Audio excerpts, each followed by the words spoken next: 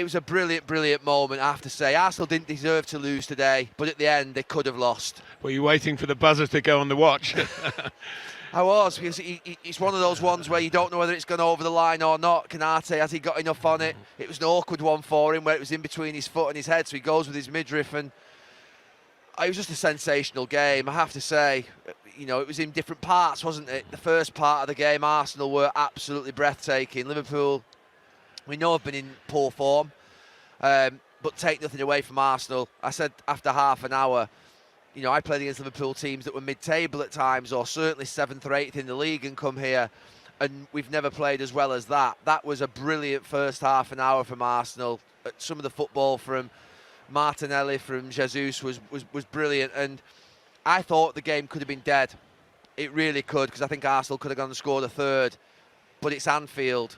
And I tweeted out this morning, you know, Arsenal are in sensational form, Liverpool are in terrible form, but will Anfield play tricks? It has something, this ground, whereby you just never, ever, they're never out of the game. Gary Neville's spot on here. I think I've watched the game back, well, extended highlights of the game. I didn't watch the full 90 minutes. And it was the cliche game of two halves.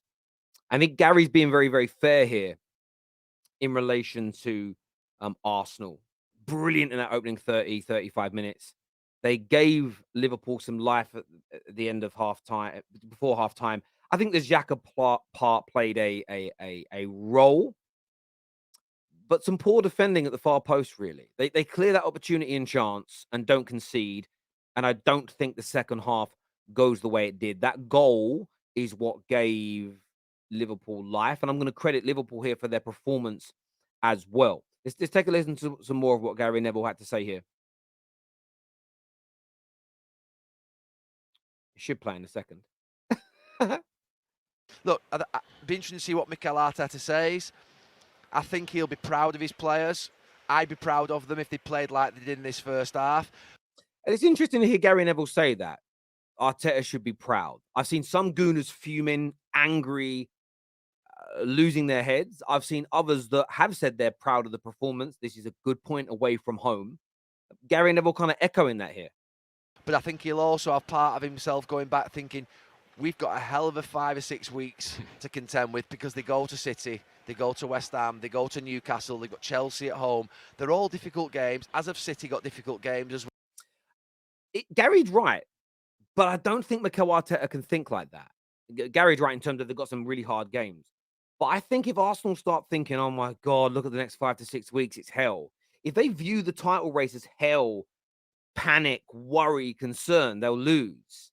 It has to be seen as, I can't wait for this. We saw Israel Adesanya beat Alex Pereira on Saturday night in the UFC. It was amazing. Adesanya wasn't scared to fight him. Oh, what if he knocks me out again? It was, I'm looking forward to this, an opportunity to right a wrong. And I'm sure Pereira is thinking the same way. That is how winning is done. That's an elite level mentality. Well, and there'll be a lot more of those moments where they feel the whole world is watching them. And today, a lot of the football world will have been watching that match, and they won't have been disappointed. Arsenal have been brilliant in parts of that game, and they've dug in the second half. They've made a couple of mistakes, yes. They got away with one, with the penalty. But all in all, I think if I was an Arsenal fan, I'm going home thinking I'm proud of my team. I'm not going home thinking, oh, we've blown it there. Don't start thinking that. This is not a moment for Arsenal fans to lose doubt. You can draw here, you can lose here in any season, no matter how good you are. And I think Gary Neville's right there. He's talking about this Arsenal notion of them blowing it. They can't think like that. It was a collapse. It was a collapse. You're 2-0 up, you lost the game. But people are over-indexing it. They did drop massive points. But I've seen some Arsenal fans lose their heads. I've seen some Arsenal fans overly defend it. It is what it is. You have to re-galvanize now, back your team. Don't react to crazy banter that's going to be online. Some pundits are going to be calling you out. They're going to be trying to get into you. Listen, everyone's going to try and get into your heads as fans. And if you get into the heads of the fans and they start behaving a certain way, the players see and hear it. They know what's going on online. This is about strength. Neville's right. You can ask the Thierry Henrys of this world, the Bergkamps, all those great players that have played for Arsenal, Tony Adams. They've all had moments here of difficulty. All the great champion teams have. You think of Jose Mourinho's Chelsea in the Champions League here where they got knocked out. You think of us, you know, Manchester United, the amount of games we've lost here. This is a terror of a ground to come to. And it is. It's an awful ground. It's an awful ground to go to. What is your take on it? Give us your thoughts and feelings. Let's listen to a little bit of Dean Saunders here. I've heard this is a mad take. I can't see Arsenal losing a game. Yeah, I know. But if you do, you can't see them losing. No, I can't see them losing a game between now and... I know football doesn't work out like that, but I can't see it. That game against Man City, could you see them losing that? No, I think they'll beat Man City as well. Wow. Huge. I knew this was a big... I didn't realize it was going to be that big a claim. Not losing a game. What do you think? I care about your opinions at the Football Terrace because you are the community. Your opinions are more important than mine. The comment section is yours. Use it now. Arsenal not to lose a game and to beat Manchester City is the claim. Let's listen to why. Are you really? Yeah. Wow. That's a big shout, Dina. Yeah, I just think they look like a well-oiled machine. He's got them organised. They just... I mean, yesterday, Liverpool played the best they played all season, second half. Nobody could have lived with that. But they just, to me, they just look like athletes, young lads, enthusiastic. They want to win. The manager wants to win. I can't see him losing.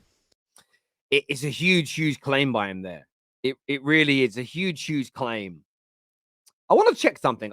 This just pops into my head while I was recording. And as I say, I don't edit these videos. They're live recorded. So we don't edit things out, mistakes or anything along those lines. When you look at the Arsenal's games compared to Manchester City's, is the game in hand, does that come before Arsenal play City? It doesn't matter if it's the actual game in hand. Who plays the most Premier League games between now and then? So Arsenal play West Ham, Southampton, and then they play Man City. And City play... No, they don't. So Arsenal actually, because Brighton the City has been postponed. So City only have one more game before they play that game at the Emirates. So that means potentially, let's say City win against Leicester, which they should. Arsenal beat West Ham away. Arsenal beat Southampton at home. I think they win those two games. Arsenal could theoretically go into the game at the Etihad 11 points clear. Theoretically, sorry, there would be 3. They could go 9 points clear. I apologize. They dropped 2 yesterday. There could be 9 points clear. Yes, with 2 games in hand, but games in hand are not worth points on the board. So maybe that is what Dean Saunders is thinking as well. Almost like, I think Arsenal will win the next 2 matches. They'll be 9 points ahead. That's a lot of pressure on City because City won't be able to afford to drop points then in that game. A draw theoretically could be good enough. Theoretically. Yeah, very intriguing to know what you think about Dean Saunders' views there. Up next, let's take a little listen to this debate about Liverpool. To win the Premier League, and then that drop-off with a couple of domestic cup wins as well in 21-22. And they were chasing 4 trophies. If this is the end, Roy, for this team, are we remembering them as a great Liverpool team? No, forget about it. Forget about it. That is so blunt. That's not enough to be classed as a great team over that number of years. No. Don't know what you're staring at me for. What else is going to come out? No, when you say a great team, no, that's not enough prizes to... They've been competing, they've been brilliant to watch. Yeah, but I would put that down as a great team. I think for those 3 years, they were a great team. There's 2 factors that I would put alongside it. One, that they were up. Very interesting what Gary Neville says there. In that 3-year period where they won the Champions League, Premier League, came second in the Prem, they were a great team in that period. But that doesn't make them a Premier League great. There is a fundamental difference between the two things.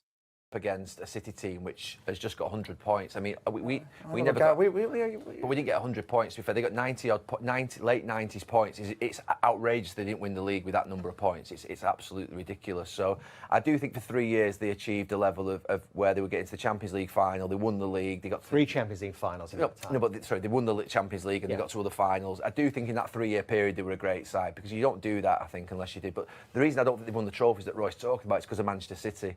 I think that's a big problem for them, that obviously City are just exceptional. Roy said they're one of the greatest Premier League teams we've ever seen. look, City are on their way to that, there's no doubt. But the problem is with that logic, if we apply it across football in its entirety, does that mean that Man United's team from 2007 until 2011-12 is better than Liverpool's teams from the 70s and 80s?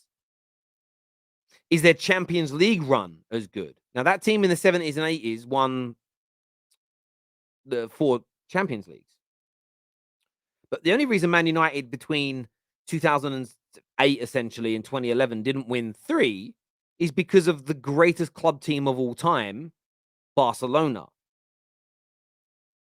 And I'm sure, you know, there might be fans of other clubs out there that can go, well, actually, we would have won a lot more if we didn't come up against. Arsenal will sit there and say, well, we would have won a lot more if we didn't come up against the greatest Man United team in their history. Chelsea may think the same thing.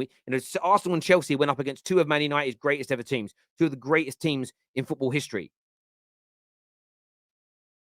I don't know if we can do that. You have to be judged on what you want. This City team is a great team. They will go into that they're a great team domestically. They will go into a great team on a European level if they add that Champions League to it. But just because if you come second to those teams, does that make you as great? I'm not too sure. I want your opinion on this. I really, really do want your opinion on this because it's a great debate to have.